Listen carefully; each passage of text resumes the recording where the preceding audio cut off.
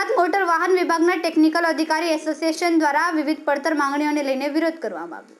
સુરત સહિત સમગ્ર ગુજરાતના ગુજરાત મોટર વાહન વિભાગના ટેકનિકલ અધિકારી એસોસિએશન દ્વારા વિવિધ પડતર માંગણીઓને લઈને વિરોધ.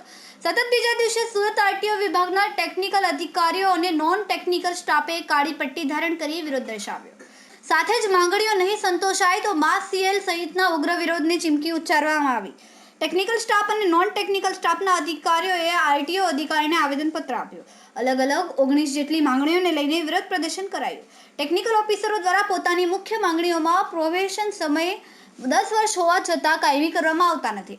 રજૂઆતથી નિરાકરણ નહીં આવે તો માસ સીએલ સત્યાગ્રહ છાવણી ગાંધીનગરમાં ભેગા થઈને વિરોધ કરવાની ચીમકી ઉચ્ચારી. કેમેરામેન સેનિલ વિરાણી સાથે વિશાલ છેઠા, માનવ પ્રભા ન્યૂઝ, સુરત. અમારી રજૂઆત એવી છે કે રાઉન્ડ ધી ક્લોક ચેકિંગ દરમિયાન માળખાગત સુવિધાઓનો અભાવ છે.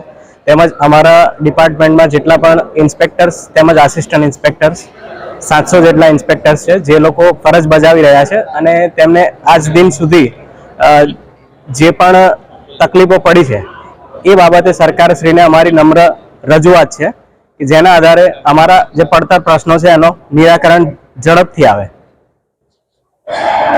રજૂઆતનું નિરાકરણ નહીં થાય તો કઈ રીતે આગામી દિવસોમાં Gujarat motor vehicle technical officer association છે એના જે માર્ગદર્શન હેઠળ અમે આગામી સમયમાં જે પણ કાર્યક્રમ છે તેના આધારે અમારી રજૂઆતોને વધારે સક્રિય રીતે સરકારશ્રી સમક્ષ રજૂ કરવાના પ્રયત્નો કરીશું.